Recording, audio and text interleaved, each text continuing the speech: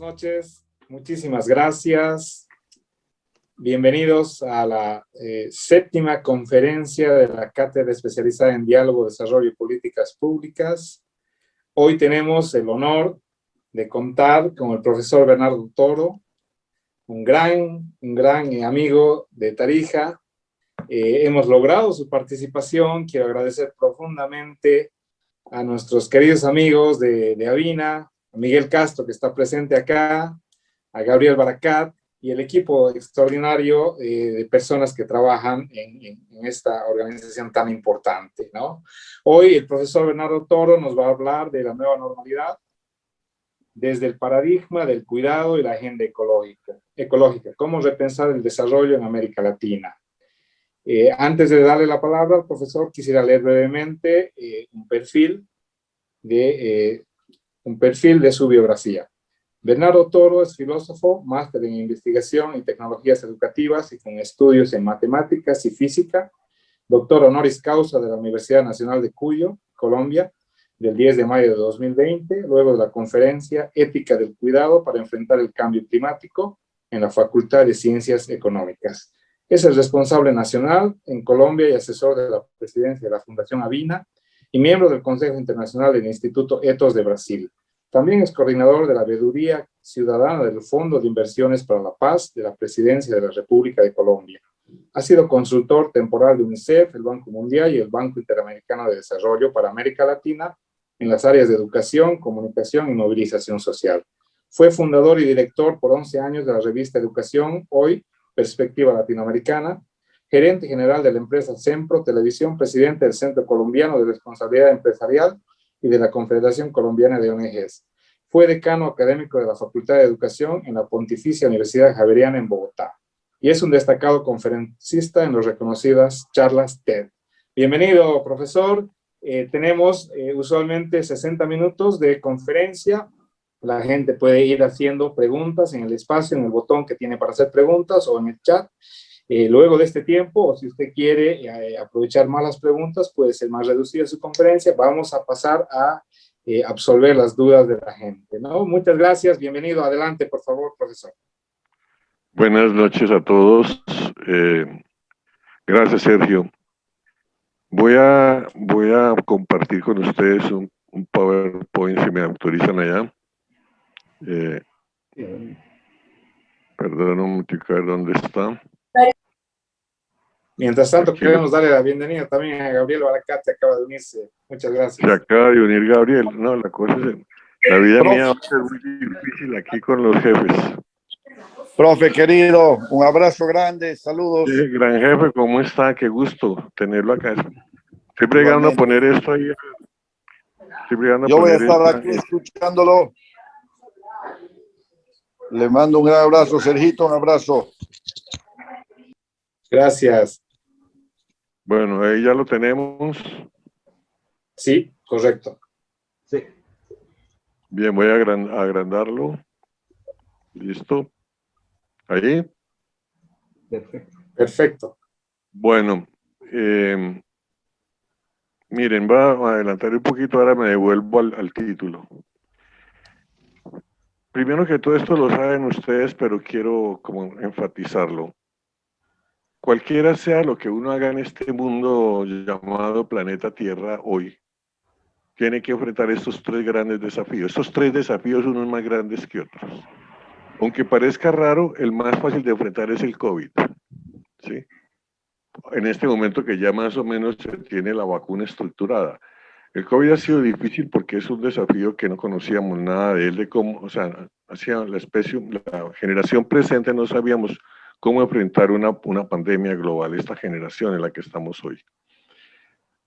Y ya pasó de ser un problema de incertidumbre a un problema de manejo de riesgo. O sea, si vacunamos rápido, todo lleva a pensar, como se está viendo en Estados Unidos, que si se vacuna rápido se puede entrar a controlar realmente la epidemia. El siguiente gran desafío que tenemos que enfrentar todos es la recesión. O sea, los expertos calculan que la recesión va a durar entre 5 a 10 años en nuestros países. Y el gran desafío que como especie tenemos que enfrentar, hagamos lo que hagamos, se llama la crisis climática, el cambio climático. ¿Por qué digo esto? Porque sea usted joven, profesor, político, diplomático, militar, sacerdote, ingeniero, académico, no podemos escapar. Ningún ser humano sobre el planeta puede escapar a esto. Entonces es muy importante que nuestra mentalidad, nuestra forma de pensar, todo lo que vayamos a hacer en Tarija y en Bolivia y en Colombia, tengamos en cuenta que tenemos estos tres acciones determinantes al frente. Es importante ver la distinción que tiene la recesión frente a la crisis climática. La recesión es un fenómeno que nosotros producimos y podemos controlar directamente con nuestro comportamiento, porque una recesión económica depende mucho de la voluntad humana, ¿sí? Inclusive, pues muchos países no van a tener una recesión muy corta porque han manejado las cosas económicamente bien e históricamente. Nuestros países van a tener una recesión muy larga porque no hemos sido capaces entre todos de enfrentar la inequidad, que es, digamos, el gran factor que agudizó la recesión con el COVID-19. Todos ustedes lo saben, yo no me voy a detener en eso. Pero la gran diferencia con el cambio climático es la siguiente. El cambio climático no depende, o sea, aunque el ser humano lo activó, una vez que está activado no depende de la voluntad humana. Quiero mostrar lo siguiente. Piensen ustedes en la gravedad. La gravedad es un determinante. Haga usted lo que haga, la gravedad siempre está afectando su comportamiento, ¿sí? Usted camina por la gravedad, puede caminar por la gravedad. Podemos saber qué queda adelante, atrás, derecha e izquierda por la gravedad. Podemos tragar, podemos comer por la gravedad. Podemos ir al baño por la gravedad. Imagínense que no hubiera gravedad y íbamos todos al baño, ¿qué pasaría? ¿Sí? O sea, la gravedad determina, la tenemos que tener en cuenta en todos nuestros comportamientos. Cuando usted no tiene en cuenta la gravedad y se resbala, se golpea. Si se cae de una parte alta, se mata.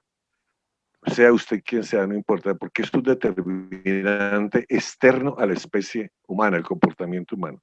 Lo mismo pasa con el cambio climático. Una vez que lo iniciamos, es un determinante sobre nuestra vida. Insisto, es un determinante. No hay nada que podamos hacer para escapar a la crisis climática.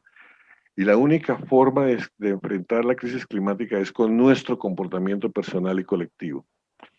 A ver, hoy la crisis climática tenemos de alguna manera estrategias para enfrentarla. ¿Por qué? Porque hemos aprendido mucho de las ciencias de la Tierra, ¿sí?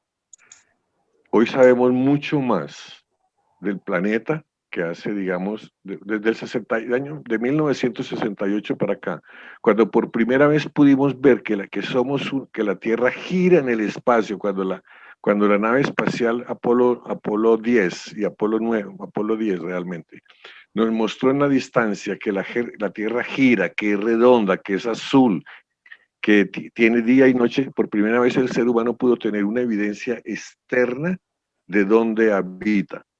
Y de ahí para adelante han comenzado a avanzar las ciencias de la Tierra. Hoy sabemos que el agua es finita, que los metales son finitos, que el aire es finito. O sea, que los recursos de la Tierra no son indefinidos, no son infinitos. Y ese es su primer elemento que tenemos que pasar de generación en generación. Estamos en un planeta finito. Aprendizaje que nos ha costado mucho aceptar y aprender. Todavía seguimos pensando que el agua es infinita, que el aire es infinito, que el suelo es infinito, que todo es infinito. Y el primer aprendizaje es que todo es finito. Lo segundo es aprender cuando un fenómeno es externo, ¿sí? O sea, pongamos el caso otra vez de la gravedad. Newton nos enseñó a manejar la gravedad. La física de Newton en la parte en la física gravitacional nos enseñó cómo proceder con la gravedad, cómo calcularla, cómo controlarla, y eso nos permitió hacer los grandes edificios, los puentes que conocemos. Hoy tenemos suficiente ciencia de cómo se comporta el agua, cómo se comportan las semillas, cómo se comportan los suelos, cómo se comporta la genética, cómo se comportan los vientos, cómo se comporta el clima, cómo se comporta el movimiento de la Tierra en el cosmos, etc.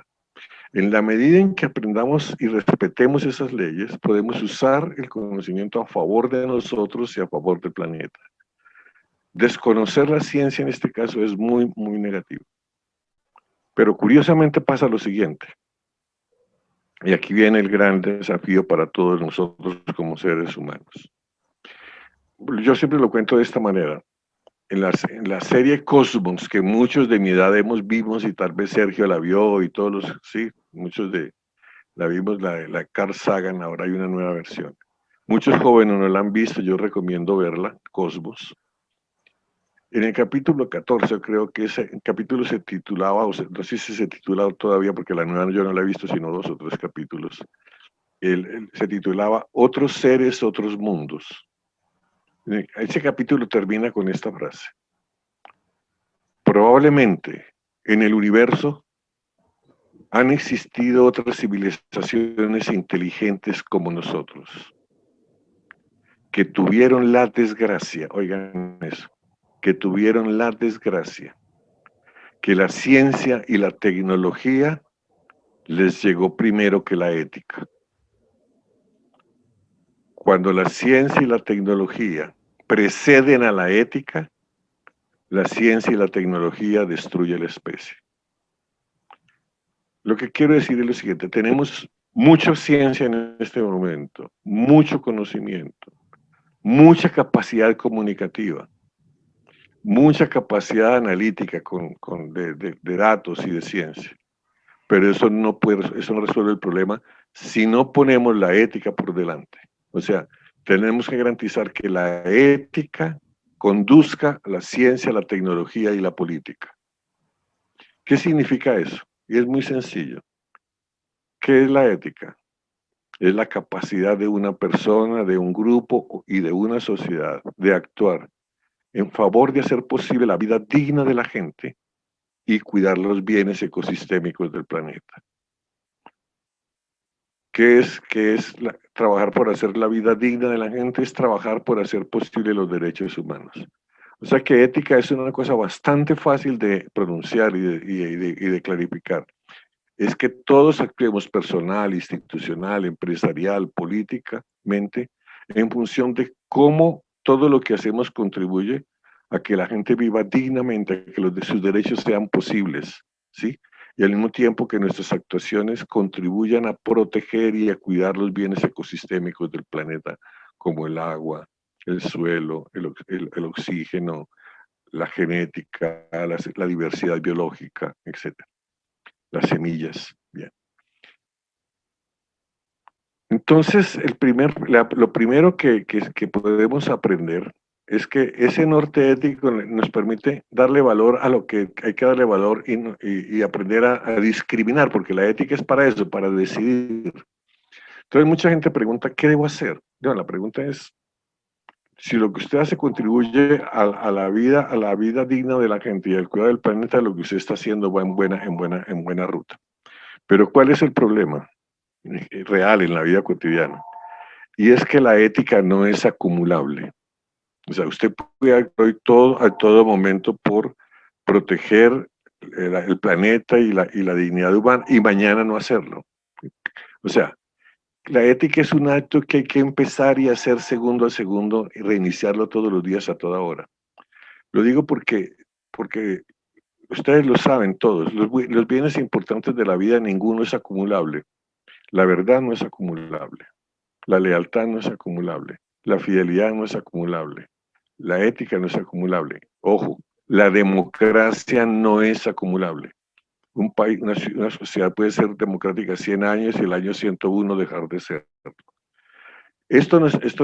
¿Por qué insisto en esto? Porque la actuación humana, la educación y la política es una acción, tiene que estar orientada continuamente a recuperarse con la ética. Porque no nos podemos cansar, para decirlo en palabras más coloquiales. Los ciudadanos no nos podemos cansar de tratar cada día de ver cómo practicamos la ética. Bien. Pero entonces ustedes me pueden decir, pero denos algunos criterios, es ahí donde viene la importancia del cuidado. A ver. Nosotros nos encontramos en este momento en esta paradoja. Es bien interesante. Hemos creado las condiciones para desaparecer como especie. pero al mismo tiempo hemos creado las condiciones para llegar a un nivel superior de humanización, ¿sí? Esto es bien interesante. Por un lado, con el calentamiento global, la contaminación, el desperdicio, el mal manejo de los suelos, etcétera, hemos creado la destrucción de la diversidad, la tala indiscriminada, la contaminación del agua, etcétera. Estamos creando condiciones para nosotros como especie desaparecer, la especie humana, ¿sí?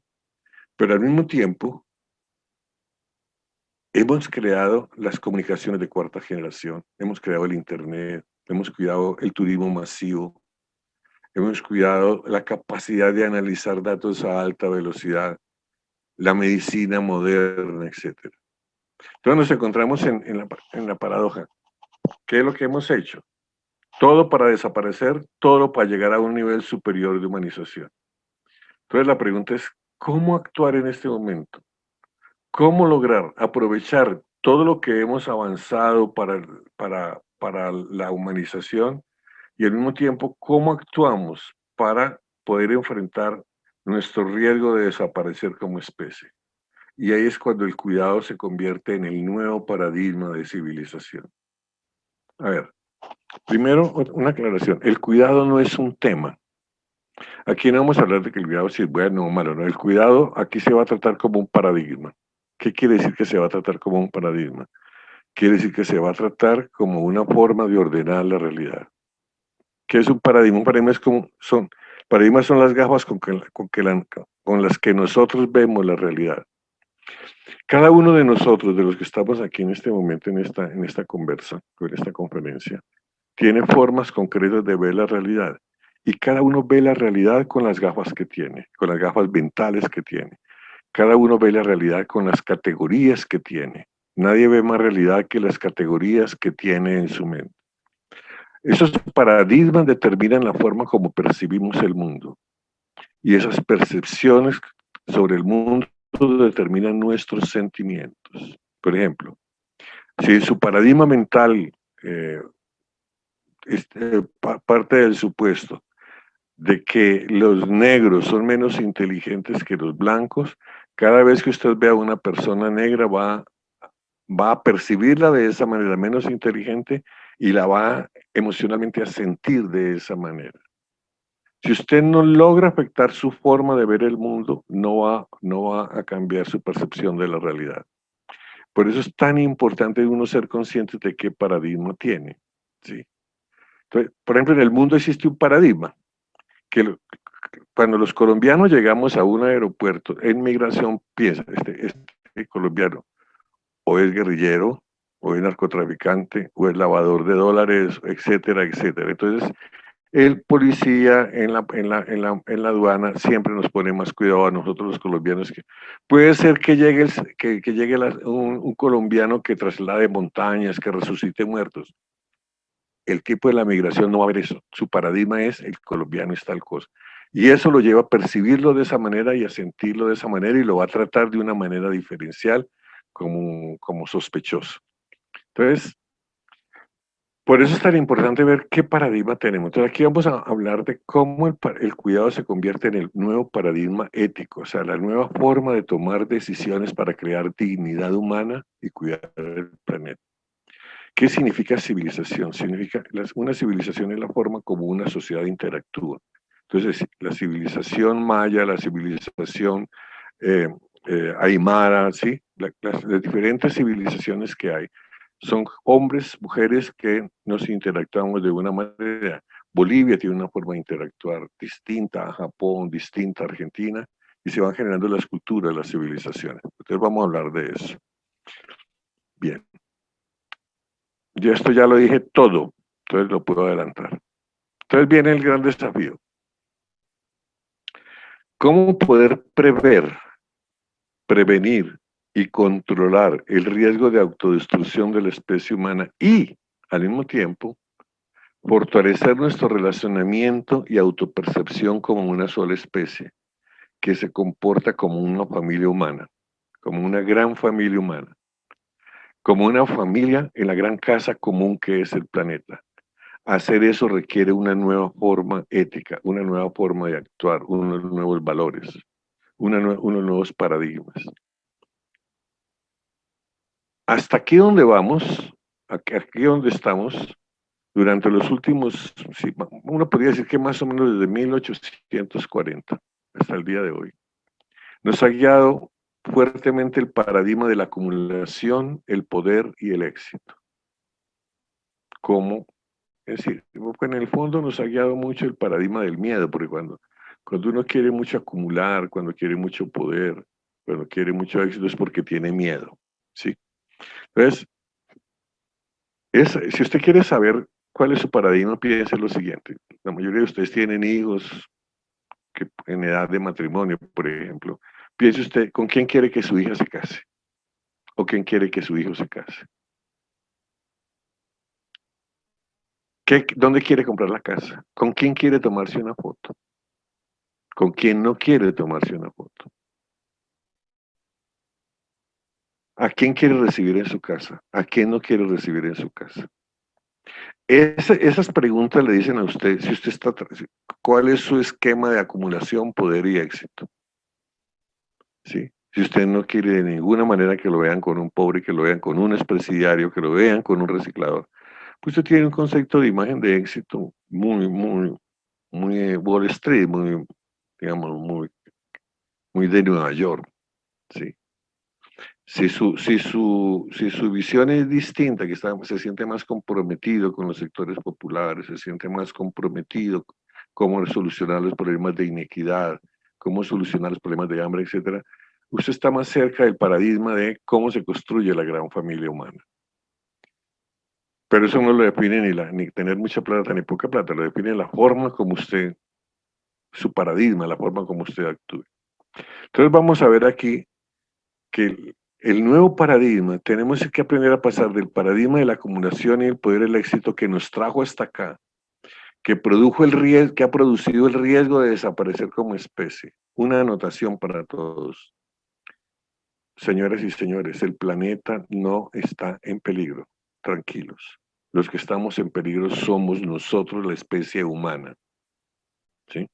Si mañana la especie humana desaparece por una pandemia del planeta, o por lo que hagamos del planeta, pueden estar seguros que al planeta no le va a pasar absolutamente nada. Va a seguir girando alrededor del Sol 4.000 millones de años más sin nosotros. ¿Sí? La dificultad está en la forma como nosotros interactuamos con el planeta y cómo interactuamos entre nosotros como civilización. Es ahí donde está el problema, es ahí donde tenemos que cambiar el paradigma. No podemos seguir interactuando con el planeta o al concepto de somos los reyes de la naturaleza, que podemos acumular todo sin control, que podemos explotar todo sin límite y que podemos aceptar los volúmenes de pobreza que generan más daño al planeta, etc. Es un cambio de comportamiento fundamental, personal y colectivo, que pasemos del comportamiento de acumulación, poder y éxito al comportamiento del cuidado. Y ese cuidado tiene unos valores que son muy fáciles de enunciar, muy difíciles de practicar. Vamos a ver. Los valores del cuidado son aprender a cuidar, saber hacer transacciones, ganar la comensalidad, o sea que todos podamos comer, saber conversar, el respeto y la hospitalidad. Vamos a ver día 1. Bueno, una cosa importante, que es lo que dice esta diapositiva. Este es un paradigma de civilización para la sociedad, la empresa y el Estado en un mundo sin fronteras. Estando en riesgo la supervivencia de la especie, que es lo que está en este momento. Un poco el COVID nos ha dicho que podemos desaparecer como seres humanos. O sea, piensen ustedes que no logremos encontrar la vacuna. O sea, puede que necesariamente estamos dotados, una parte de la gente va a sobrevivir, pero vamos a tener la experiencia de cómo millones de personas pueden morir, ¿sí? Pero con la crisis climática no es que si no hacemos todos algo, todos podemos desaparecer. O sea, la crisis climática es un desafío muchísimo más grande que el COVID-19. Aquí en Colombia los ecólogos dicen dentro de 3 años el COVID será una anécdota frente a los desafíos de la crisis climática. Entonces, como está en riesgo la especie, estas discusiones de derecha, de izquierda, de bolivianos, colombianos, de fronteras y de migraciones, tenemos que solucionarlos de una manera distinta, no podemos seguir con lo que estamos. O sea, y la migración es uno de los fenómenos que tenemos que enfrentar con otra lógica. Bueno, si solo se acuerdan de esta diapositiva, que es una frase estas dos diapositivas son de Leonardo Bob. El cuidado no es una opción. Aprendemos a cuidar o perecemos. O sea, no es si cuidamos o no cuidamos. Tenemos que aprender a cuidar como seres humanos o perecemos. Y esta es como la narrativa fundamental de esta conferencia. Cuando amamos, cuidamos, y cuando cuidamos, amamos. El cuidado constituye la categoría central del nuevo paradigma de civilización que trata de emerger en todo el mundo. O sea, yo les puedo asegurar que en este momento puede haber casi 1000 conferencias, 1000 conversaciones sobre el cuidado en este momento en todo el planeta. El cuidado asume, y esto es lo más interesante, el cuidado asume una doble función de prevención de daños futuros y regeneración de daños pasados. Ningún otro comportamiento del ser humano tiene esa doble capacidad de prevenir con amor el futuro y regenerar con amor el pasado. Bueno, vamos a aprender a hablar de el cuidado es un capítulo muy grande. Una cosa, originalmente el cuidado era un problema femenino, las mujeres cuidan, los hombres trabajan. ¿Qué hace su esposa? Cuida a los niños. ¿Usted qué hace? Yo trabajo, llevo la comida de la casa. En esa lógica de género, más machista. Después el cuidado pasa a ser muy importante en la medicina, en la salud, pero sigue siendo la distinción de las enfermeras, cuidan a los enfermos, cuidan los tratamientos, el médico diagnostica, opera, receta, etc. Hoy el cuidado es un problema económico, político, cultural, social y espiritual. O sea, el cuidado se convierte en el gran paradigma de la actuación humana. Y eso nos lleva a entender por qué todos estos temas. Es decir, del cuidado se pueden hablar horas y horas y horas hay suficiente teoría y conocimiento en este momento. Primero vamos a hablar del cuidado de sí mismo, del cuidado del cuerpo y cuidado del espíritu. Vamos a hablar del cuidado de los otros, de los cercanos, de los que están en la familia. Vamos a cuidar de los que están ahí al ladito, en el barrio. Vamos a cuidar del intelecto. Hablar de cómo cuidar el intelecto, pasar de la fuerza cognitiva al altruismo cognitivo. Vamos a hablar de cómo cuidar a los que no conocemos, a los extraños, que básicamente es cuidando los bienes públicos. Vamos a aprender a cuidar la economía, sí, la política, o sea, cómo aprender a hacer transacciones, ganar, y cómo cuidar del planeta. Entonces vamos por partes. En este momento, hablar del cuidado de sí mismo es muy fácil por la pandemia. Digamos, hace un año, cuando yo explicaba esto, me tenía que demorar mucho en llamar la atención sobre la importancia de cuidar el cuerpo. En general, en América Latina, nosotros no tenemos una formación, ni una educación, ni una filosofía, ni una teología del cuerpo. Por tradición, y sobre todo porque la conquista de América ocurrió en un momento en que el cuerpo era una negación. O sea, nosotros fuimos conquistados en el momento de los grandes penitentes de la península ibérica, ¿sí? San Juan de la Cruz, San Pedro de Alcántara, Santa Teresa de Jesús, el Padre Rodríguez, Fray Luis de Granada, etc. Todos tenían una teoría de castigar el cuerpo, de negar el cuerpo como lugar de pecado, el cuerpo como lugar de corrupción, el cuerpo como puente de todo mal, etc.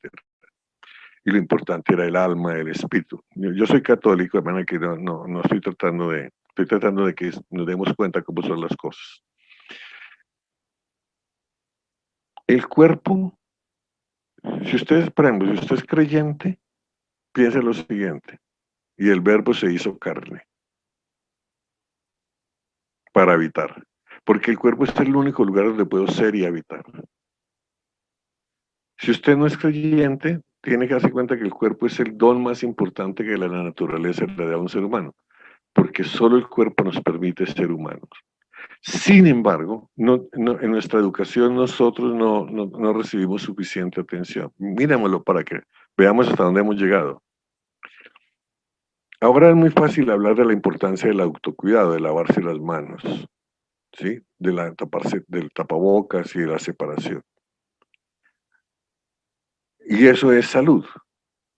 Sin embargo, históricamente nosotros hemos confundido salud con medicina. Solamente ahora nos estamos dando cuenta que si el pueblo se cuida su salud, la infraestructura médica que tenemos puede atender a los que la necesitan.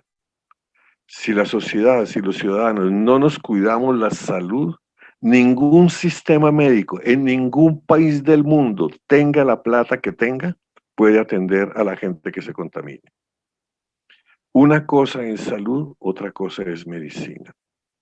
Y esto es un aprendizaje que tenemos que desarrollar para el futuro en todas nuestras sociedades. Por ejemplo, voy a poner los ejemplos de Colombia para no meterme en problemas internacionales, en problemas de diplomacia. Una historia real, Colombia era un país que exportaba vacunas, producíamos vacunas, hasta el año 2004 cuando se introdujo la ley 100 que se llama en Colombia. Y entonces confundimos la salud con la medicina y desarrollamos el modelo de salud copiado de Chile, que no es un modelo de salud, es un modelo médico, que habla cuántas consultas, cuántas radiografías, cuántos TAC, cuántas cirugías, cuántas medicinas le van a dar a usted por el seguro. Que es distinto de la salud. La salud es otra cosa. Cuánta nutrición, cuánta agua potable, cuántos cordones sanitarios, cuánta disposición de excretas hay, cuánto control de las migraciones de las aves hay, ¿sí? Cuánta calidad de vida hay en las casas, cuánto espacio, cuánto aire, etcétera. Eso es salud. Entonces estamos invirtiendo cantidades enormes en medicina, hospitales, UCIs, etcétera, unidades de cuidado intensivo, millones de... ¿Y por qué? Porque no invertimos mucho en salud. Gran parte de nuestros ciudadanos no están comiendo bien, no hay buena nutrición. Un país como México, se lo digo porque me tocó hacer esa consultoría a mí, un país como México, el 13% de los niños mexicanos en edad escolar tienen prediabetes por el consumo de bebidas azucaradas. México es el país que consume más Coca-Cola per cápita en el mundo, ¿sí? Entonces, si no aprendemos a enfrentar eso, ¿qué comen nuestros estudiantes en las escuelas? No estamos dándole un valor al cuerpo, ¿sí? Entonces, esta nueva generación, el COVID, una de las grandes enseñanzas que nos está dejando es que cuidar el cuerpo es importante. Y nos está mostrando la importancia de diferenciar entre salud y medicina. El gran aprendizaje es que tenemos que hacer grandes inversiones en salud.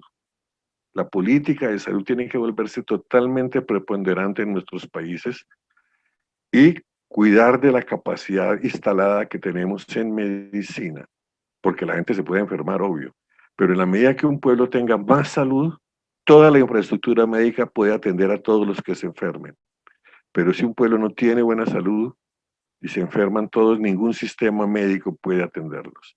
Entonces, digamos como un primer aprendizaje, aprender a diferenciar medicina de salud y comenzar una generación que es capaz de cuidar de autocuidados en salud. Miremos esto, aprender a comer, aprender a caminar, aprender a consumir, ¿sí? Aprender a manejar el cuerpo, la expresión corporal, aprender a encontrar el ritmo corporal, el orgullo de tener cuerpo. Eso nos va a ayudar a evitar cosas como las enfermedades, a cuidar el cuerpo como el principal don.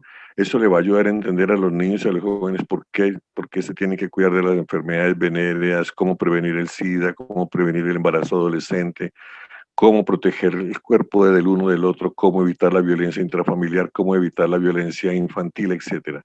Todo eso está alrededor del cuidado del cuerpo. Es mucho el trabajo, tanto desde el punto de vista cultural, desde el punto de vista de narrativas sociales, tradicionales. Por ejemplo, todo lo que se está trabajando en género está referido básicamente del cuerpo humano. Pero ahí podríamos demorarnos, ustedes saben mucho de eso. Pasemos a algo que se habla menos, cuidar el espíritu. No voy a hablar de religión, voy a hablar de espiritualidad. Toda religión tiene una espiritualidad, pero no toda espiritualidad es religiosa. El budismo es una espiritualidad y es ateo. ¿Sí? El candomblé es una espiritualidad y no tiene dioses, tiene fuerzas. Entonces vamos a hablar de espiritualidad.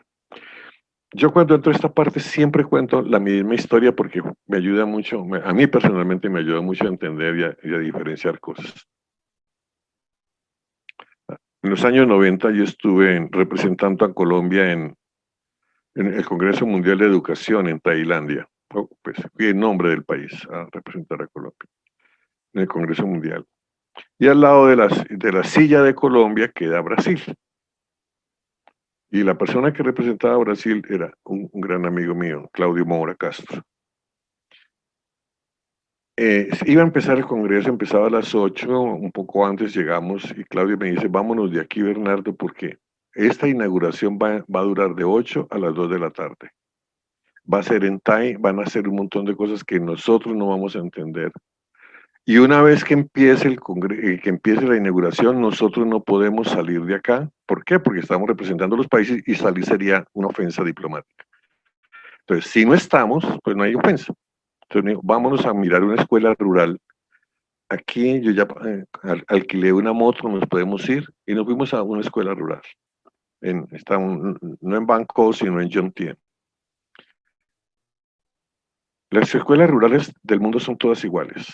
No sé, una escuela rural de Bolivia es igual a una colombiana, igual a una china, igual a una rusa. Todas las escuelas rurales en su forma, en su estructura, son igualitas. Enseñan lo mismo. La única diferencia entre las escuelas rurales es la enseñanza de la lengua, la formación política y la formación religiosa. Si la hay o no. Inclusive porque en países que se dedican a enseñar ateísmo, pues de alguna forma están negando la fe, ¿no? La religión. Entonces está el mismo problema. Entonces, en Tailandia, que es un país budista por excelencia, piensen lo siguiente. Tailandia, Vietnam, Camboya, Laos y Myanmar, o sea, lo que antes era Birmania, son los países budistas por excelencia. Son de cultura budista. Así como toda América de norte a sur, toda Europa, ¿sí? Hasta Turquía, somos países cristianos por excelencia. Usted puede ser ateo en Bolivia, pero su cultura es cristiana, ¿sí? Entonces, un budista, pero tiene que ser ateo, porque es ateo, el budismo es ateo. O un budista puede ser creyente, ¿sí? Puede tener fe en algo, pero su cultura es budista. En tailandés me refiero. Entonces, estos son países donde el budismo es la cultura importante. Entonces, y el budismo forma parte necesaria de la formación de los niños, obvio. El budismo se empieza a enseñar a los 9 años y se termina de formar a los 14. En la cultura budista se supone que una persona a los 14 años está en condiciones de tomar decisiones para seleccionar las normas y las leyes que van a guiar su propia vida su propia vida. O sea, que ellos van a decir qué normas, qué ética va a guiar su vida. Ellos mismos la tienen que decir, nadie les va a decir eso. Para hacer eso, entonces los niños, a los 9 años, en un salón, un salón de 30 niños, con un monje al frente. Las escuelas budistas quedan junto a los monasterios, las escuelas rurales, perdón, quedan junto a los monasterios. Entonces el monje es el que da la clase de budismo, un monje budista. Entonces son 30 niños sentados en el piso en flor de loto, con el monje al frente, evidente, en flor de loto. En las escuelas tailandesas no existen los pupitres, en general en esta zona no existen, los niños se sientan en tapetes y trabajan sentados en tapetes. Bueno, entonces nosotros estábamos con mi amigo detrás de la ventana mirando a los 30 niños y el esposo de la directora de la escuela nos traducía al inglés. Era un holandés casado con la directora de la escuela, una tailandesa. Nos pusimos a mirar en Venezuela clase, entre comillas, entonces en silencio los 30 niños, 1 hora, 2 horas. Y no pasaba nada, los monjes en silencio y los niños en silencio, no pasaba absolutamente nada, pues fuera de lo que les estoy contando. Entonces le preguntamos a nuestro guía, bueno, ¿qué pasa ahí? Y él nos contesta, si vuelven dentro de 2 años o 3 años, usted va a encontrar esos niños con 12 o 13 años de edad, sentados como están ahí, con el monje al frente. Le digo, pero ¿qué pasa? Entonces nos contesta, esos niños están aprendiendo a hacer silencio interior para poder oír su voz interior. Y cuando tengan 14 años, puedan seleccionar los votos y las normas que van a guiar su vida y puedan ser libres. Y entonces uno ahí entiende. A ver, para que esto quede claro, hagamos lo siguiente. Yo, por ejemplo, le pregunto a Raúl Fortún. Raúl, ¿usted es el que piensa o usted es lo que piensa?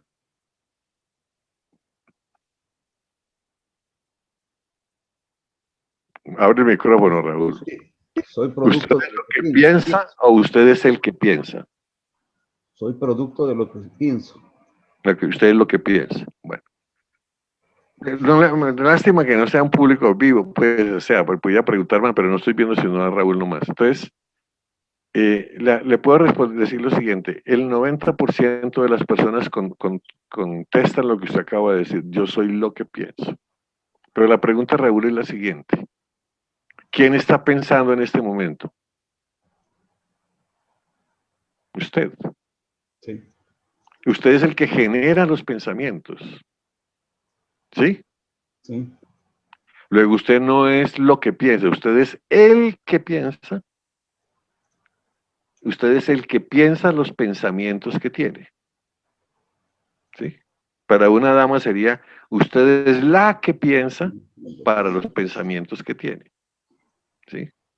Entonces, como uno es el que piensa o uno es la que piensa, el siguiente ejercicio vamos a hacerlo.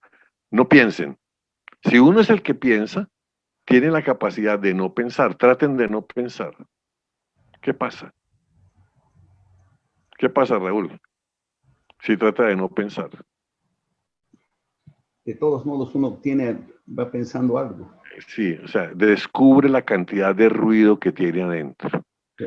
Y ese montón de ruido que tiene adentro termina por hacerle creer a uno que uno es ese ruido, que uno son los pensamientos que uno mismo ha generado. ¿Sí? Lo que estos niños aprenden desde los 9 años es que eso no es así. Que eso que tiene adentro es producto de uno y por eso uno lo puede callar. Aprende a hacer silencio interior. ¿Sí? Entonces, lo que aprenden estos niños es a no confundir ellos mismos con lo que piensan, sino hacer silencio interior y puedes hacer las preguntas importantes. Una vez que logran hacer silencio, comienzan a saber cuáles son sus límites, cuáles son sus miedos, cuáles son sus pasiones, cuáles son sus sentimientos aflictivos, negativos y positivos, sus sentimientos positivos. Y a preguntarse realmente en silencio interior, sin el ruido del pensamiento, ¿qué es lo que yo quiero ser? Entonces a nosotros nos entró una gran curiosidad y le preguntamos al señor si la señora nos contaba, si la directora nos contaba qué votos había hecho cuando cumplió 14 años. Y ella nos contó. Cuando cumplí 14 años, hice los siguientes votos para guiar mi vida. Nunca mentir. Cuidar mis padres hasta su muerte. Si me casaba, nunca ser infiel. Y lo más importante, dedicar mi vida entera a la educación rural en Tailandia. ¿Quién le dijo eso a la directora? Nadie. Ella lo sacó de adentro.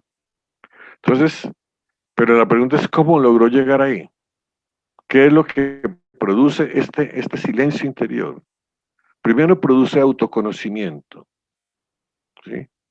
Y todo autoconocimiento produce autorregulación. El autoconocimiento y la autorregulación juntos producen autoestima. Y esas tres cosas producen autonomía. Esa misma reflexión permite el conocimiento y el control de los sentimientos aflictivos, de mi ira, de mi avaricia, de mis celos. Porque usted de ninguna manera va a poder usted siempre va a sentir ira. Siempre hasta que se muera va a sentir avaricia, va a sentir celos, va a sentir morbo. ¿Sí? Pero la pregunta, eso no es el problema. El problema es si usted es consciente de que tiene ira, la puede controlar. Si usted es consciente de que está celoso, los puede controlar. O sea, es el conocimiento y control de los sentimientos aflictivos también se aprende ahí. Es muy importante esta parte del autoconocimiento y autorregulación. ¿Por qué? Porque esto, sobre todo la autorregulación y el autoconocimiento son fundamentales para toda democracia. Voy a ponerles un ejemplo. No sé si Gabriel está oyendo esta conferencia o no, el CEO de Avina, el director ejecutivo de Avina, pero ahí está Miguel Castro, mi gran amigo. Y además también mi jefe, porque él es el coordinador de todos los representantes de países. Yo soy representante de país de Colombia. Entonces, supongamos que Gabriel le dice a Miguel, mire Miguel, si usted quiere seguir trabajando aquí en Avina, se tiene que levantar a correr, a trotar todos los días a las 4 de la mañana, llueva, truene o relampaguee. Y para yo estar seguro que usted está cumpliendo mis indicaciones, debe quedar grabado frente a las cámaras aquí en Avina, en el edificio de Avina. ¿Qué piensa Miguel de Gabriel todos los días a las 4 de la mañana? Mínimo que es un desgraciado, ¿sí? Pero supongamos que eso nunca pasó, sino que Miguel en conversaciones con su mujer y con sus hijos, bueno, de a partir de mañana me voy a levantar a correr todos los días a las 4, pase lo que pase, llueva, truene, relampaguee, y comienza a correr todos los días a las 4. En este segundo caso, cuando empieza a correr a las 4, ¿qué siente Miguel? Siente alegría, siente libertad. Bueno, la pregunta es por qué el mismo hecho, que es correr a las 4 de la mañana. En el primer caso, cuando Gabriel se lo impone, produce ira, y en el segundo caso, cuando Miguel lo decide, produce alegría. Porque en el primer caso el orden viene desde afuera, en el segundo caso el orden viene desde adentro. Ojo. ¿Por qué insisto en esto? Porque solo la autorregulación nos puede producir libertad. La libertad no se la puede dar nadie a nadie.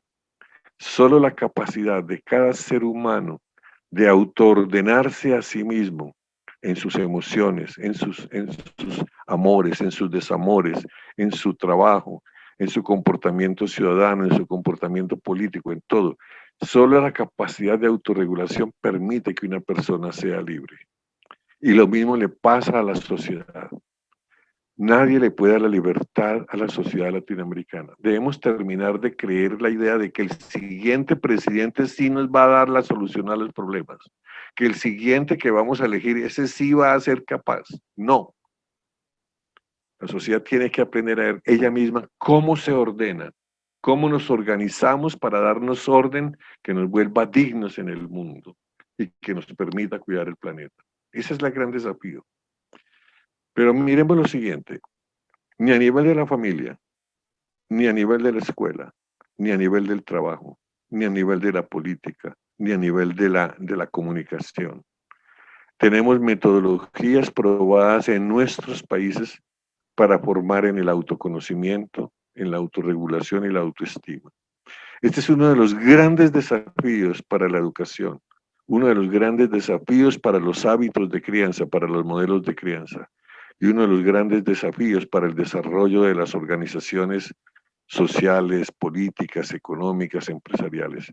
Cómo desarrollar una cultura de autorregulación, de autoconocimiento y autoestima para tener personas autónomas, es decir, para tener ciudadanos.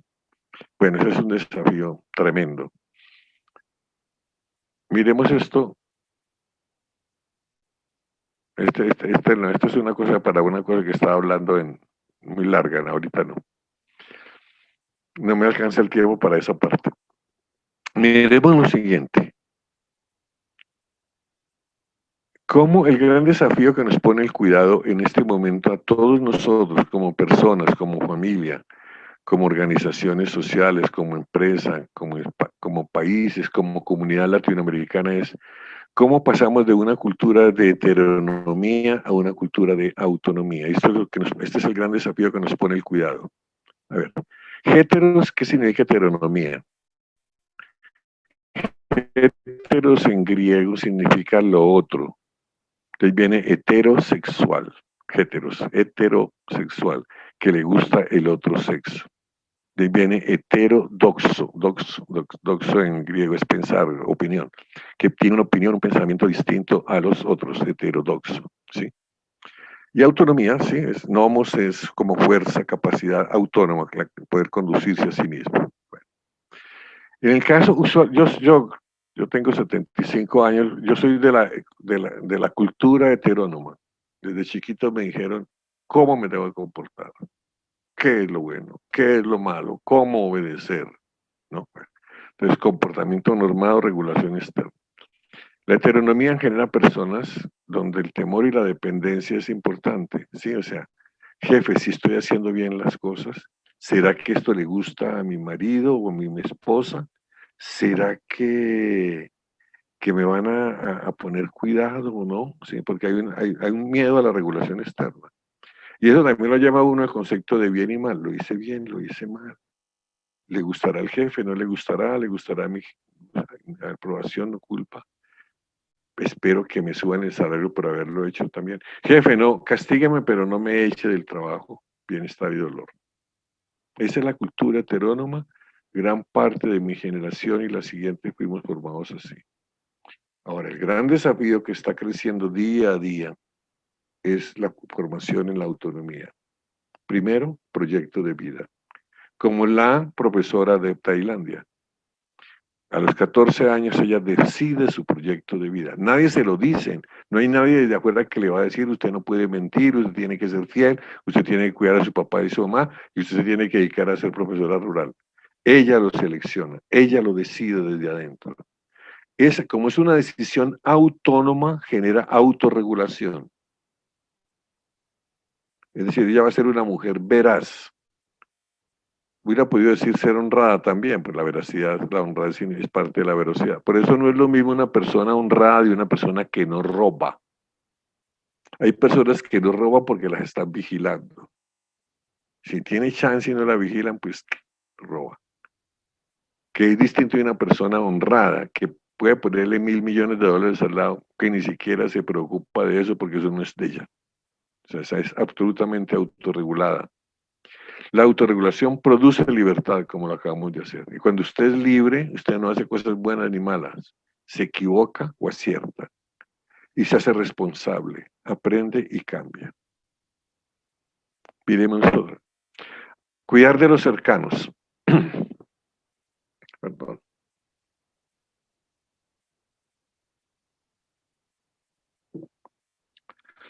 Básicamente el cuidado nos enseña y nos llama la atención sobre uno de los bienes más importantes que una sociedad puede darle a uno como persona, que se llama el vínculo emocional. No hay nada, no hay ningún bien tan importante como el vínculo emocional, que solamente lo puede dar la familia, los cercanos, los amigos, ¿sí? ¿Qué es el vínculo emocional estable? El vínculo emocional seguro, ¿qué es? Todos tenemos vínculos emocionales, pero inseguros o inciertos. ¿Será que a mi mamá sí me quiere? Ese es un vínculo incierto. ¿Será que mi papá sí me va a cuidar? Ese es un vínculo incierto. ¿Qué es un vínculo seguro? Cuando uno crece con la certeza de que hay un adulto o una serie de personas que me aceptan y me reciben, que me van a proteger y cuidar, tal como yo soy.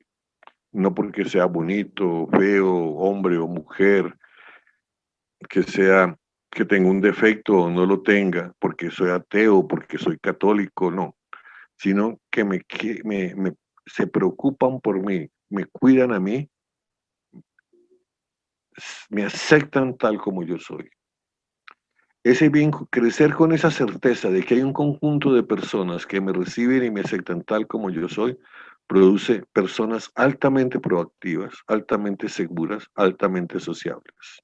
Dicho de otra manera, los niños que crecen con vínculo inseguro o sin vínculo, de padres que los padres los abandonan, o padres negligentes, o padres que un poco como me reclaman mis hijos a mí, que por estar trabajando y haciendo investigaciones y cambiando el mundo no les dediqué suficiente tiempo, etcétera, ¿sí? Eso genera niños, puede llegar a generar niños que buscan sexo, digamos, sexo extremo, deporte extremo, droga extrema, por lo tanto se vuelven adictos extremos, niños que se pueden deprimir y niños que se pueden suicidar. Niños que crecen con vínculo seguro, emocional seguro, son niños altamente sociables, altamente productivos, con capacidad de resolver los problemas a través de la conversación y los acuerdos. Niños que difícilmente se deprimen y por lo tanto niños que no van a buscar ni droga extrema, ni deporte extremo, nada de eso. Esto es importante. Y bueno, lo que pasa es que estas cosas que estoy diciendo son relativamente nuevas. O sea, el valor de la importancia del vínculo emocional empezó en el mundo hacia finales de los años 70, que se comenzó a investigar muchas cosas, y que llevó años después a los países escandinavos a darle a las mamás de 3 a 4 años de licencia de maternidad. ¿Sí? ¿Qué quiere decir eso? ¿Por qué? ¿Porque son muy ricos o porque son muy buena gente? No. Simplemente es un problema de sumas y restas. Ellos se dieron cuenta que cuando un niño crece sin vínculo emocional seguro, son niños que se van a drogar, que se van a volver delincuentes, que se van a deprimir, que se pueden suicidar, y eso es muy caro para una sociedad. Un preso es muy costoso, un drogadicto es muy costoso. En cambio, que si los niños logran hacer vínculos seguros los primeros 3, 4 años con sus padres, son niños que después van a vivir muy bien, van a ser muy sociables, van a hacer las cosas bien, y es mucho más barato pagarle a la mujer, a la mamá, 4 años o 3 años, que es pagar. La relación es casi de 1 a 10 entre un muchacho delincuente y un niño con vínculo seguro, ¿sí? También es importante que los niños aprendan a ser amigos. En las grandes ciudades, como los niños no se educan en el mismo lugar donde viven, sino que por una cosa extraña nosotros hemos comenzado a hacer los colegios fuera del lugar de residencia, hace que los niños no tengan amigos, sino compañeros de aula. En los lugares donde la escuela y el colegio están en el mismo barrio, con los mismos, o sea, los niños viven, la escuela y los niños están en el mismo barrio, esos niños sí logran hacer amigos. Los otros niños les toca aprender a ser amigos. Esta cuestión de la amigología y la no biología surgió en Colombia hace unos 20 años, en un año que se suicidaron 160 niños entre los 9 y los 14 años aquí en Bogotá. Entonces comenzó el gran escándalo. ¿Qué pasa? Y se descubrió eso, que los niños están solos, que los niños en las grandes ciudades se sienten solos. Aunque usted le diga, ¿te sientes bien? Él te va a decir que sí, pero él no tiene amigos, porque hacer amigos es difícil. Entonces hay que enseñarles a ser amigos. Y lo mismo si los jóvenes no saben hacer relaciones estables de pareja. Entonces casi caen fácilmente en la prostitución, en la vida fácil, en las orgías, ese tipo de cosas, porque no tienen protección emocional. Entonces hay que hacer cursos de formación en cómo aprender a tener relaciones estables de pareja. ¿Sí? Esto es muy importante porque significa que hay que tener una gran política de cómo generar fortalecimiento de la familia, bajo cualquier modelo, bajo familias recompuestas, familias del mismo sexo o familias tradicionales. Tenemos que ser la familia hoy, y el virus nos mostró que la institución, hoy el internet se me está yendo, espérame, ahí está bien, don Raúl, ¿me está viendo bien?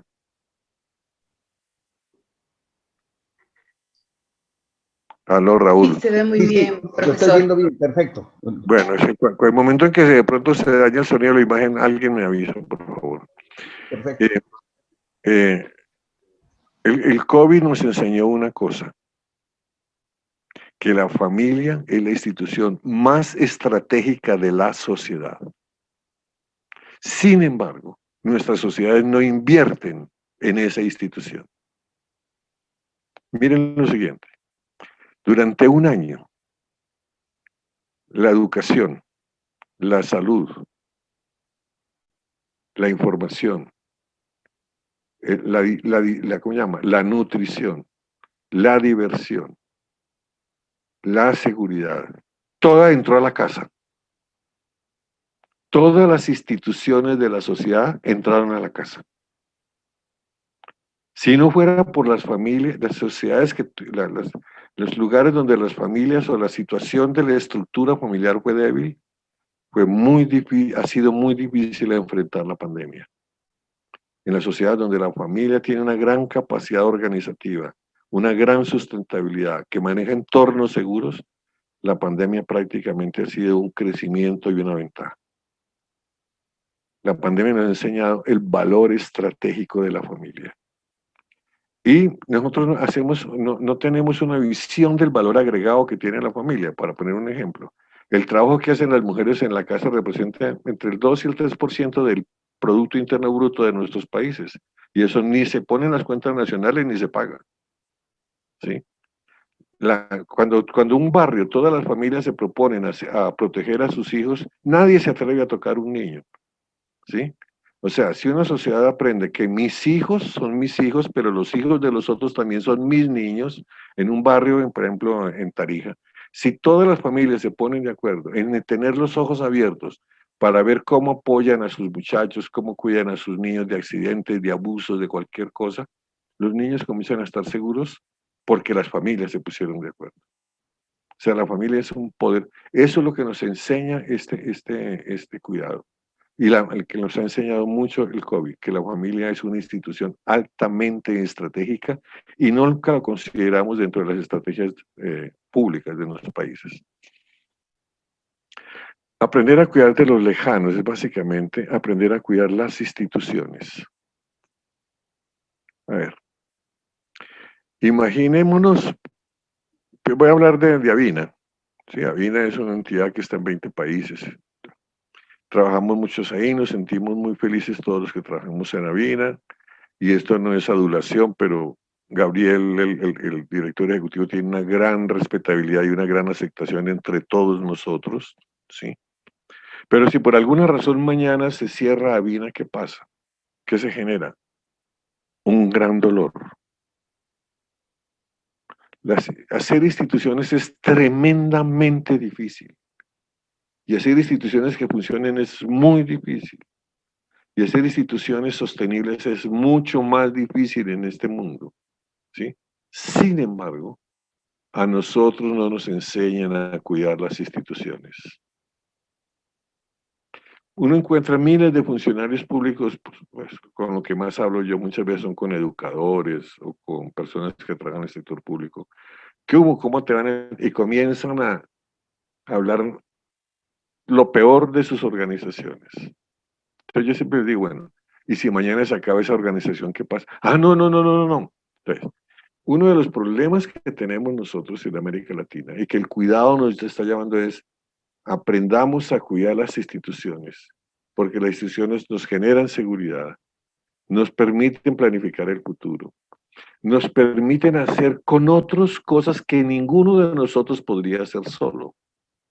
Piensen ustedes y verán, ustedes hacen esas cosas con otros colegas, cosas que nunca, o sea, yo en Avina hago cosas que nunca podría hacer solo, tenga la plata que tenga. ¿Por qué? Porque tengo colegas de altísima competencia que si me junto a ellos, podemos hacer cosas que ninguno de nosotros puede hacer solo, ¿sí? O sea, las competencias y capacidades de uno se multiplican en las instituciones porque se unen a capacidades y competencias de otros.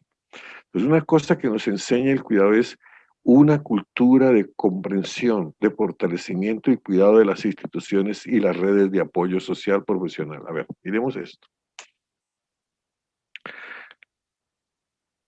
vamos a ver adelante que una de las cosas más importantes es aprender a pedir ayuda. Cuando yo pido ayuda, si yo le pido ayuda a Gabriela Ugarte, yo ahí le reconozco a Gabriela Ugarte como persona. Si Gabriela Ugarte me da la ayuda que yo le pedí, ella me reconoce a mí. Entonces, en ese mutuo reconocimiento, vamos estableciendo un vínculo. Si ese reconocimiento, ese apoyo mutuo es profesional, entonces recreamos un vínculo profesional. Si ese apoyo mutuo es emocional, creamos un vínculo emocional. Si ese apoyo mutuo es simplemente social, que somos, digamos, los profesores o los directivos, etcétera, entonces se genera un vínculo social. Todos necesitamos para vivir 3 tipos de redes: redes emocionales, redes sociales y redes profesionales.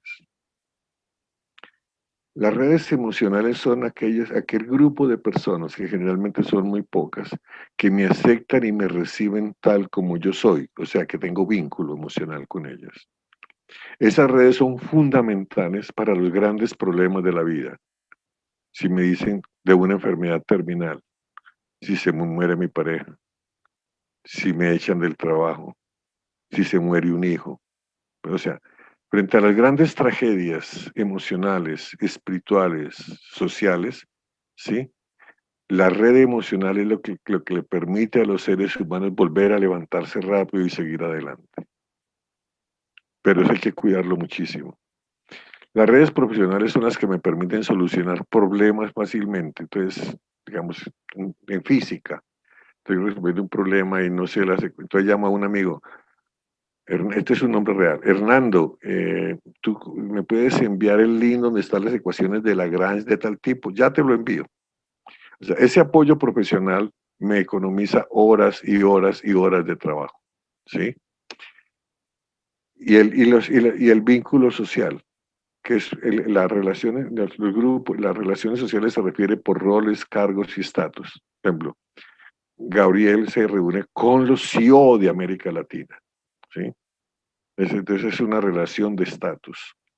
Las mamás se reúnen en el colegio como mamás de familia, o el grupo de abogadas, o el grupo de matemáticos, o el grupo de políticos. Esas son relaciones sociales. Se necesitan esas 3 cosas para poder ir adelante.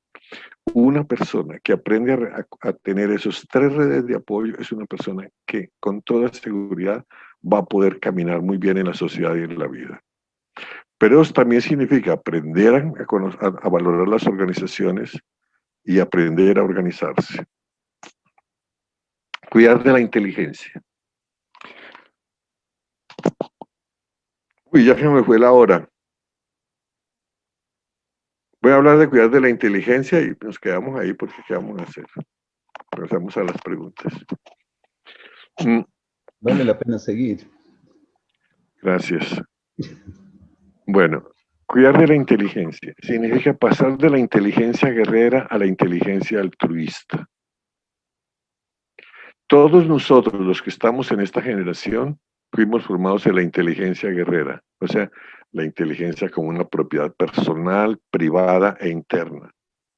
Es un bien privado de un individuo que se localiza en el cerebro y que se manifiesta en el desempeño de pruebas. Nosotros somos de la época de la inteligencia, o sea, en la época de nosotros solamente existía la inteligencia intelectual, no existía la inteligencia emocional, ni la inteligencia social, ni la inteligencia espacial.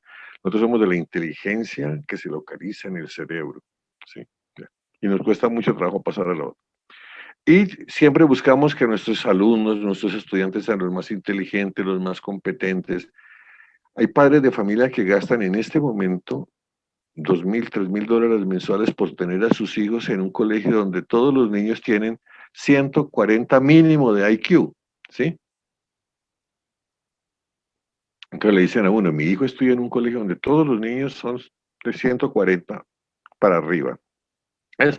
Todos son inteligentes, todos son sanos, no hay niños con ningún tipo de limitación, no hay niños con ningún tipo de retraso, por eso pago eso. Eso es formar niños en inteligencia guerrera, ¿sí? Esa inteligencia es una inteligencia que tiende a ser depredadora, ¿sí? Dominante, excluyente, ¿sí? Porque siempre es el criterio de la selección de los mejores. esa inteligencia no tiene futuro en la evolución del mundo bajo el desafío de la crisis climática y bajo el paradigma del cuidado. Dicho en otras palabras, ni la política depredadora, ni las empresas depredadoras, ni el comportamiento depredador, ni la inteligencia depredadora tiene futuro en el planeta. Y no la podemos permitir. Porque todo modelo de depredación termina destruyendo la especie. O sea, por eso hay que aprender a pasar de la inteligencia guerrera, la inteligencia dominante, a la inteligencia altruista, al altruismo cognitivo. ¿Qué es eso? Desarrollar la capacidad en las personas de plantearse las preguntas fundamentales. ¿Quién soy yo? El autoconocimiento. ¿Cuál es mi tiempo? ¿Qué significa vivir hoy en Bolivia? ¿Con quién vivo? ¿Quién me acompaña? ¿Por qué somos de la diversidad étnica? ¿En qué momento, en qué mundo vivo? ¿Sí? Eso me lleva a mí a buscar ayuda para poder solucionar los problemas. Reconozco que necesito de nosotros, que necesito que otros me ayuden y me protejan. ¿Con quién estar para desafiar la soledad? ¿A quién preguntarle? ¿Quién me puede ayudar? Al mismo tiempo, la inteligencia que tengo y la responsabilidad política me lleva a hacer la pregunta: ¿a cómo debo ayudar a otro? ¿A quién debo ayudar?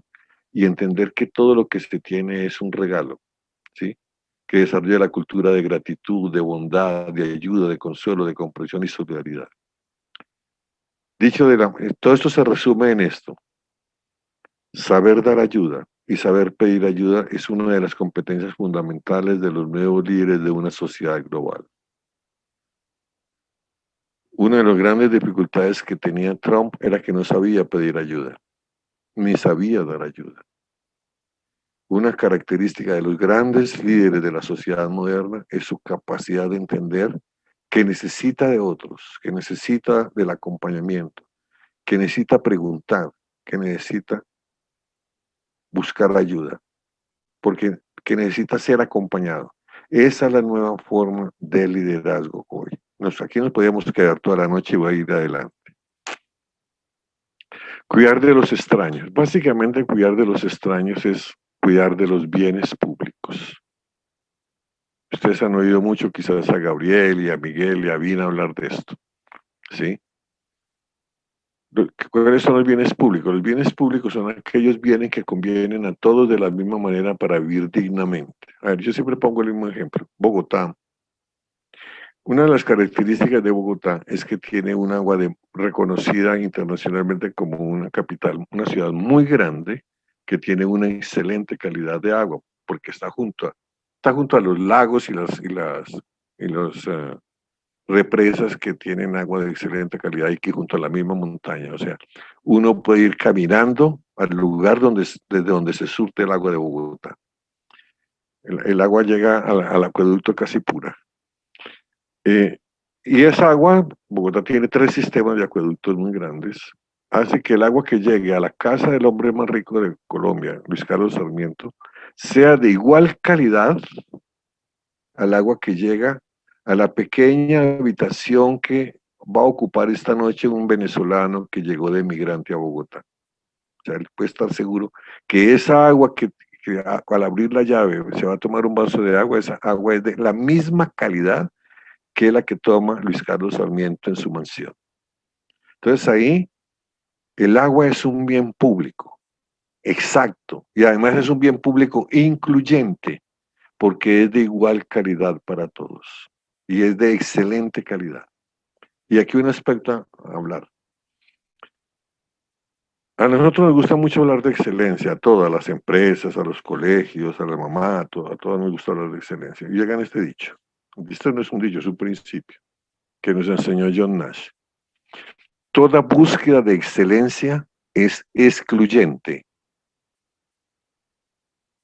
El niño más inteligente, la niña más bonita, el carro más elegante, o sea, toda búsqueda de excelencia es excluyente. Entonces, ¿qué hacemos para buscar la excelencia? John Nash nos da la respuesta. La excelencia solamente es incluyente cuando es para todos. Entonces, el agua de Bogotá es incluyente porque el agua, la calidad del agua de Bogotá es igual para el migrante que llegó esta tarde a Bogotá y para el hombre más rico del país. Entonces, ahí la excelencia es incluyente. Si una ciudad, digamos Tarija, tuviera un acueducto de una calidad para unos, agua de alta calidad para una parte de la población, y otra agua de diferente calidad para otra parte de la población, ahí la excelencia es excluyente, porque no es la misma calidad para todos. Lo mismo pasa con la educación. La educación solamente es incluyente si todos los niños y jóvenes de un país reciben la misma calidad educativa. Y uno de los grandes problemas que tenemos nosotros en América Latina es que nuestros sistemas educativos no son incluyentes. Tenemos excelencia educativa para unos y para otros no. Entonces la educación no puede ser incluyente si hay diferentes calidades educativas. El gran desafío es cómo hacemos que sea usted un niño migrante recién llegado o una persona de alta capacidad económica y social en Bolivia, todos reciban la misma educación. Una anécdota. Pues quizás algunos han visto a Michael Moore, ese periodista norteamericano que hizo lo de Columbine. ¿Sí? Entonces él tiene un video donde llega a Finlandia, que llega con un carrito, con una bandera, a conquistar a Finlandia, porque no es posible que un país tan chiquito, tan irrelevante, sea el primer país del mundo y que no sea Estados Unidos el país más rico del mundo y con más ciencia. Ustedes saben que en la categoría internacional de educación, Estados Unidos está como en el puesto 14, ¿sí? Y Finlandia, que es pequeñito, era irrelevante, está en el primer lugar en todo. Entonces él llega a decir, bueno, ¿cómo es posible que esta cosa irrelevante sea primero que nosotros? En medio del juego que le hace humorístico, se encuentra con un señor en la calle en Helsinki y le pregunta, oiga señor, ¿usted cómo selecciona el colegio para sus hijos? Primero le ha preguntado, ¿qué profesión tiene usted? Y dice, yo soy ingeniero. Bueno, explíqueme usted cómo selecciona el colegio para sus hijos. Y el señor le contesta, señor, yo no le entiendo su pregunta. ¿Cómo que no me entiende? ¿Cómo hace usted si su niño va a entrar a la escuela? ¿Cómo hace para seleccionar el mejor colegio? El tipo se queda mirando y le dice, no, yo simplemente lo pongo en la escuela del barrio, porque esa es la mejor escuela que tiene el país, la del barrio. Le dicen, bueno, pero si lo trasladan a los límites con Rusia, ustedes saben que Finlandia durante muchos siglos era dominada un tiempo por Rusia y otro tiempo por Suecia, o sea, se la peloteaban ahí entre los rusos y los suecos. Y los finlandeses los detestaban de lado y lado. Entonces, si lo llevan a trabajar en la frontera con Rusia, ¿qué pasa con su niño? No, no me preocupo, porque la escuela que está en la frontera con Rusia es de igual calidad a esta que está aquí en Helsinki. O sea, aquí en Bogotá yo estoy absolutamente seguro que el agua que está recibiendo el migrante venezolano es de la misma calidad del agua que yo estoy tomando en este momento aquí en mi habitación. ¿Ya? O sea, el agua, por ser un bien público de igual calidad para todos, está cuidando a los extraños. Esta agua mía es la misma agua que está tomando el migrante venezolano en el sur de Bogotá, que está como a 30 kilómetros. ¿Ya? O sea, los bienes públicos, cuando son de igual calidad para todos, nos cuidan a todos y por eso generan equidad. La equidad de una sociedad depende de la cantidad y calidad de bienes públicos que tenga esa sociedad. Aquí nos podemos demorar otra noche. Bueno, de cuidar el planeta no voy a hablar mucho porque ustedes saben de eso. Sergio me está haciendo datos de... Sergio, deme 3 minutos. Perdón, profesor, muchísimas gracias. Quería decirle que podríamos extender unos minutos más si usted está de acuerdo. Simplemente yo voy a leer muy rápidamente algunas preguntas, un poco abiertas. Bueno, pero déjeme termino esto, un momentico. A ver, porque usted me pregunta, bueno, pero resúmame todo y de tanta carreta, ¿cómo se puede resumir? De la siguiente manera. Miren, señoras y señores, todos nosotros construimos la realidad con transacciones, con intercambios. Piensen, el COVID nos enseñó que el estadio no es nada, que la iglesia no es nada, que los centros comerciales no son nada, que la discoteca no son nada, si no hay gente adentro. O sea, lo que hace el valor de los estadios, las iglesias, los centros comerciales, etcétera, son las transacciones. La gente haciendo intercambios emocionales, económicos, sociales, políticos, culturales y espirituales. En las transacciones emocionales intercambiamos sentimientos, en las transacciones económicas bienes y servicios, en las transacciones sociales intercambiamos reconocimientos de estatus, de rol o cargo, tú eres el rector, yo soy el abogado, etc.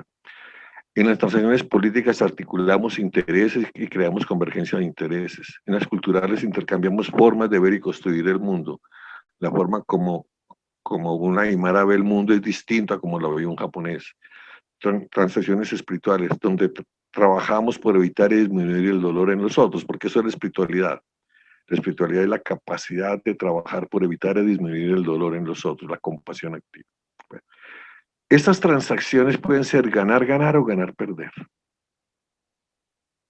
Si las transacciones son ganar, ganar, usted está generando cuidado.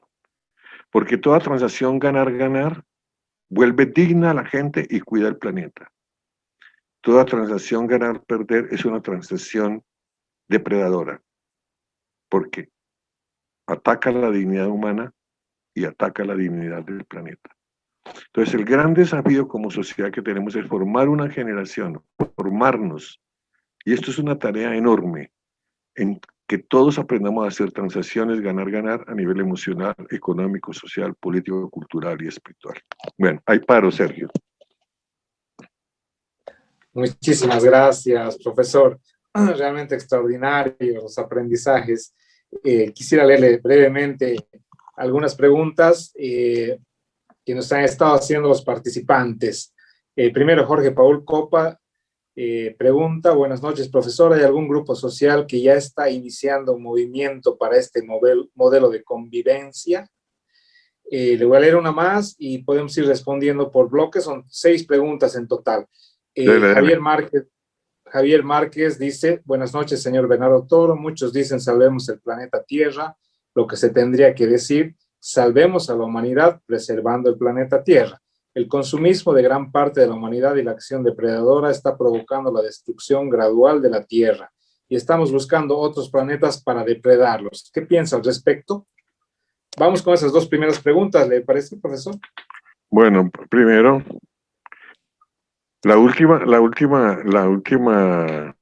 primero la última porque es relativamente fácil, porque es una pregunta de astrofísica, ¿no?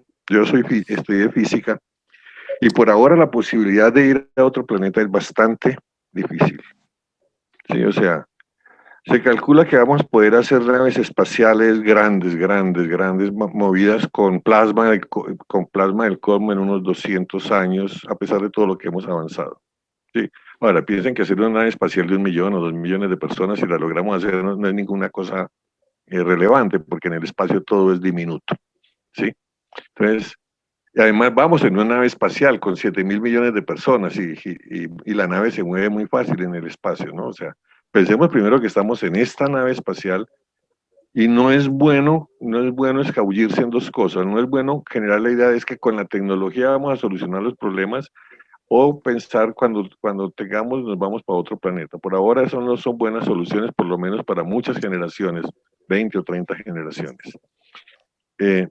¿Por qué? Porque el problema no es de tecnología, el problema es, vamos a necesitar la tecnología, obvio, el problema es de comportamiento, de transacciones.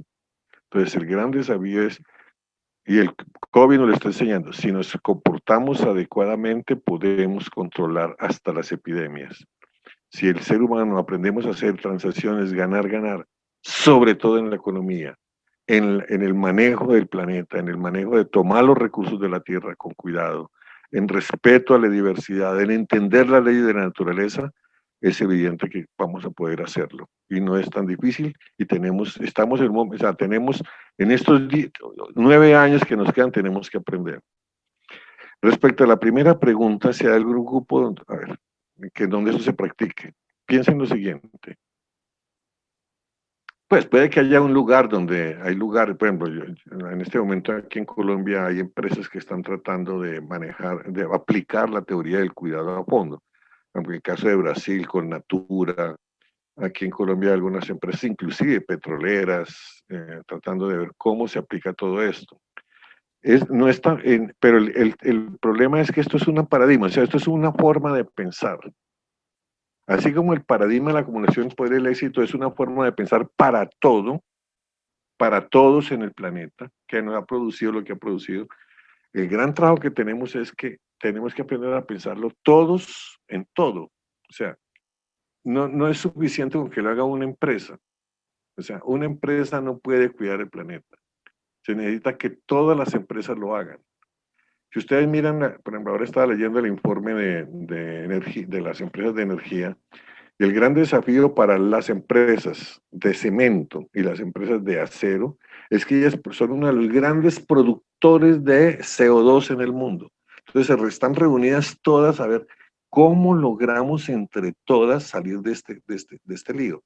Porque no basta que una lo haga. O sea, estamos hablando de la casa común.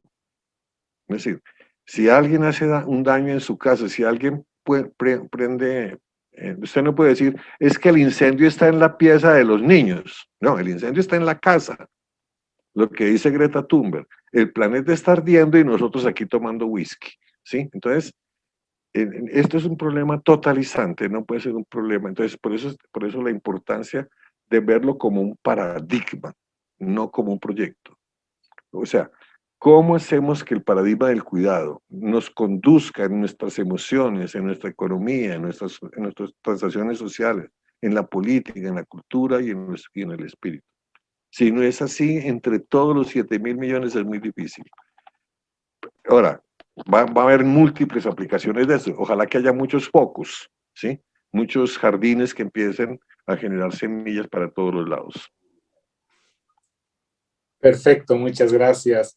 Dos preguntas también. Jonathan Acosta dice, en una sociedad donde la vida es muy caótica, ¿cuál es, según usted, señor Bernardo, la mejor manera para encontrar algún tiempo para dedicarse al cuidado de uno mismo, cuidar el cuerpo y cuidar el espíritu? Y la segunda, Carlos Rico Solís, felicitaciones por su exposición. Todo lo indicado solo es posible en la libertad individual y la desaparición del Estado, ya que la ética solo es posible cuando las personas son libres de elegir su proyecto de vida y no cuando hay imposición. Bueno, voy para la primera que me hizo. Bueno, me moví esta diapositiva. Los valores se forman en las rutinas, ¿sí? Es decir, no es que usted no necesita un espacio para cuidar de sí mismo. O sea, la pregunta es, todos vivimos en rutinas y esas rutinas determinan nuestros valores. La pregunta es si las rutinas que usted tiene, desde que se levanta hasta que se acuesta, le ayudan a cuidar de sí mismo, le ayudan a cuidar el cuerpo, ayudan a cuidar a los demás, etc. O sea, esto no es un ejercicio especial.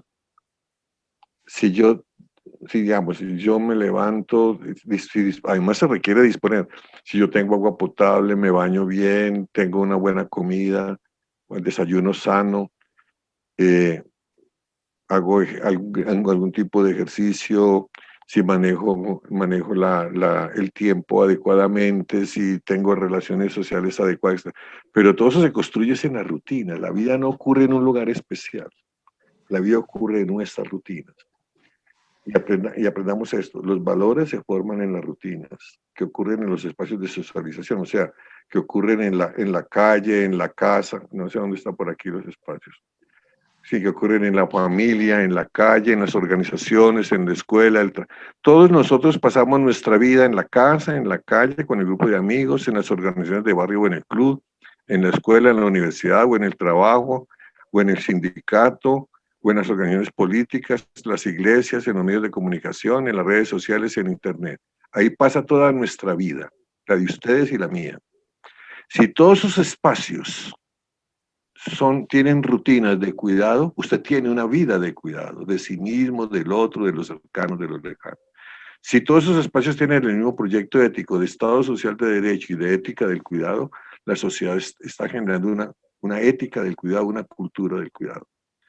Pero si la familia tiene rutinas depredadoras, aunque la calle tenga doctrinas de cuidado, la empresa donde trabaja tiene rutinas depredadoras, aunque la organización y el sindicato tengan empresas de cuidado, va a ser muy difícil.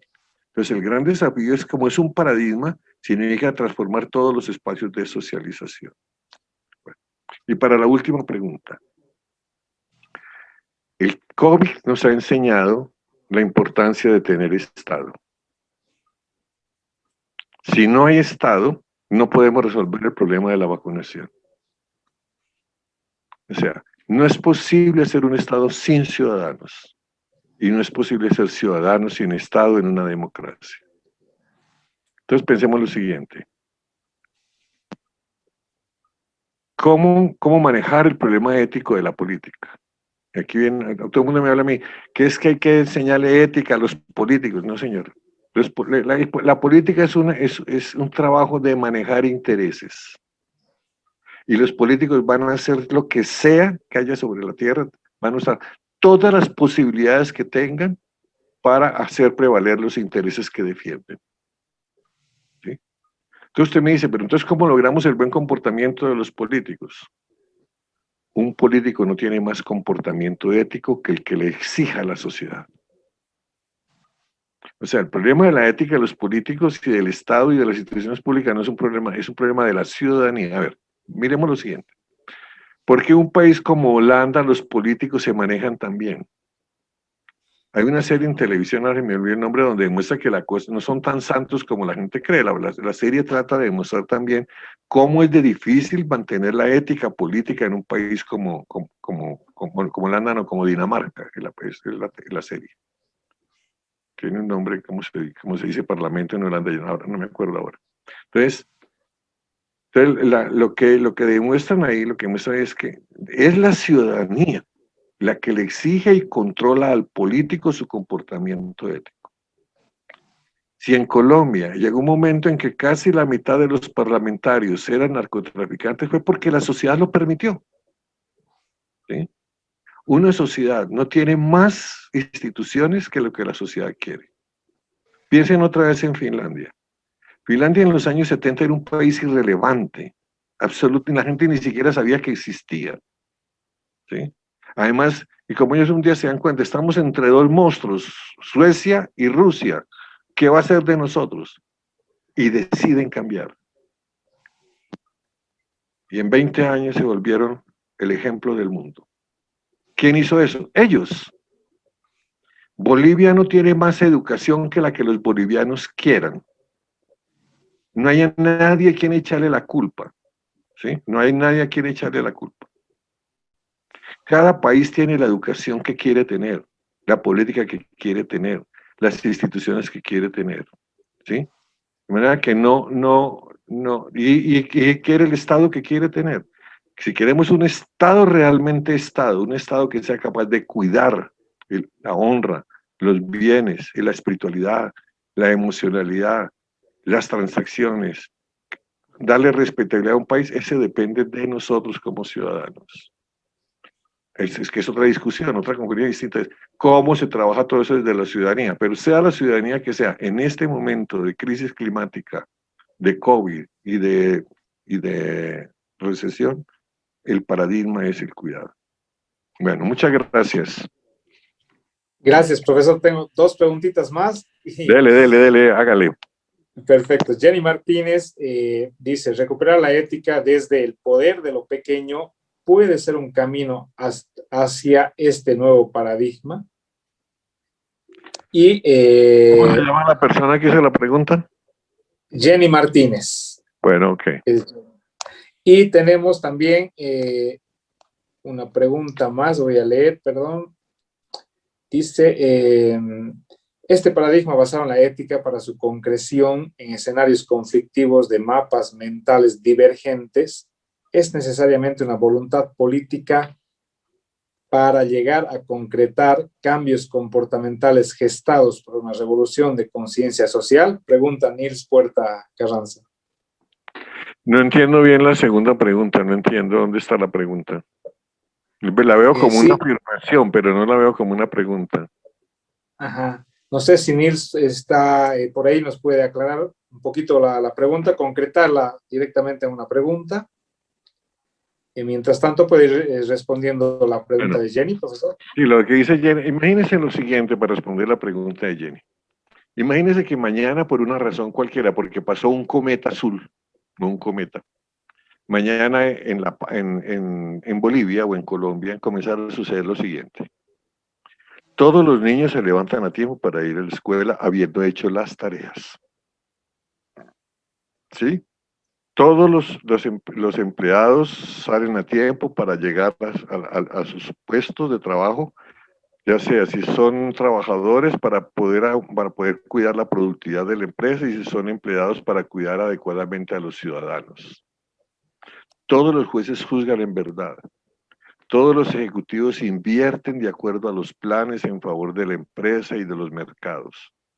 Todos los que ponen precios, es decir, el precio, las instrucciones que aparecen en la caja de calidad son las que están dentro del empaque. ¿Sí? Todos los jueces juzgan en verdad, todos los trabajadores buscan cumplir los planes para que la producción esté dentro de la ley, dentro de las normas, etc. Todos los niños son cuidados, todos los profesores llegan a tiempo y dan clases bien preparadas, etc. ¿Qué pasaría? Jenny, ¿qué pasaría si eso pasara a partir de mañana? Dígame, ¿qué pasaría? Perdón, si le podemos habilitar el micrófono a Jenny también, si está Jenny ahí para responder. ¿Qué pasaría si eso sucediera, Jenny? Ya está habilitado el micrófono. Adelante, Jenny, por favor. ¿Qué Sí, pasaría? profesor. Yo creo que cambiaría radicalmente la calidad de vida y sería posible avanzar en lo cotidiano y desde estas acciones tan concretas hacia ese paradigma de que todos... Bueno, Jenny, gracias. Eso es, o sea, eso es lo que te quiero decir. O sea, yo hago esta pregunta y pues, tiene un texto largo y si lo hago pues, hace un año no hago porque hace un año no doy conferencias en público, pero cuando le pregunto esto a un auditorio en cualquier país de América Latina de 100 o de 1000, no importa el número de gente, siempre me contestan lo mismo. Eso sería el paraíso. Eso es imposible. Y observe lo que significa lo que he dicho. Lo que yo he dicho es, si todos hacemos todos los días lo que tenemos que hacer, todo cambia. Sí, totalmente. Debemos dejar de creer que para transformar una sociedad hay que traer grandes gurúes, hacer cosas mágicas, creer que van a aparecer mesías o extranjeros o iluminados, no. Una sociedad comienza a cambiar cuando en todas las rutinas de la vida, todos nos ponemos a hacer transacciones ganar, ganar, en educación, en economía, en política, en mercados, en emocionalidad, en arte, en ciencia. O sea, eso es lo que hacen los países grandes. ¿Sí? Miren, Suecia, por ejemplo, que es un país que está desarrollando, se está transformando hace mucho tiempo, pero un detalle, Suecia es el único país del mundo que está cerrando cárceles, porque los delincuentes están desapareciendo. ¿Por qué? No porque sean mejores, sino que simplemente se dieron cuenta que si la gente tiene vínculo emocional sano desde niño, si tiene una buena educación, si tiene unos ambientes de barrio adecuados, si se cuidan los comportamientos desde niños, si están bien nutridos, si tienen atención oportuna, esas personas van a ser altamente sociables y productivas. No es un milagro. Por eso es tan importante esto de los espacios de socialización. Si todos estos espacios de socialización que están ahí en la pantalla, en todos esos espacios aprendemos a cuidar los vínculos, a trabajar en red, a apoyar la solidaridad del barrio, a cuidar la escuela, a cuidar la parroquia, la Legión de María, el grupo de rock, ¿sí? Si nuestras escuelas cumplen sus promesas, o sea que las escuelas realmente son para lo que se fundaron, o sea, para producir educación, aprendizaje de calidad. Si los educadores entienden que su papel no es dar clases, sino lograr que todos los niños aprendan lo que tienen que aprender en el momento que lo tienen que aprender y que lo aprendan en alegría. Si en la empresa nos dedicamos a producir riqueza, si no confundimos la riqueza con el dinero. Uno de los grandes problemas que el narcotráfico le dejó a Colombia es que le hizo creer que el dinero era riqueza. Hay narcotraficantes que tienen piezas llenas de dólares, eso es dinero, pero eso no es riqueza. Destruimos, talamos bosques, quemamos selva por plata, o sea, destruimos riqueza por dinero. Si no hacemos esas distinciones, si no aprendemos a crear riqueza, si tenemos que aprender a organizarnos para defender pacíficamente los intereses, etcétera, eso es lo que hace posible una sociedad sana. Y todo eso es día tras día. Y se requiere que todos lo hagamos, desde el norte hasta el sur, desde el oriente hasta el occidente. Eso es lo que hace eso es lo que hace que usted, por ejemplo, va a un país desarrollado, un país, por ejemplo, los países escandinavos, los países del norte de Europa, que son países tremendamente pacíficos, lindos, alegres, y todo el mundo está haciendo sus cosas. No hay grandes magos, ¿no? Simplemente haciendo lo que hay que hacer, haciéndolo bien. Eso es el cuidado. Transacciones, ganar, ganar siempre. Muchísimas gracias, profesor. Creo que en gran medida responde a la pregunta de Nils Puerta, que la aclara en el chat y dice: ¿se necesita una revolución política para llegar a concretar este paradigma basado en la ética? ¿Se trata de un movimiento político? No, o sea, si por política se entiende lo siguiente, crear convergencia de intereses, sí. O sea, la política no es la ciencia del poder. La política es el arte de articular intereses, porque si no hay convergencia de intereses no hay cambio. A ver, le pongo un ejemplo. Pongamos una familia que tiene 2 hijos adolescentes y tiene recursos económicos, ¿sí?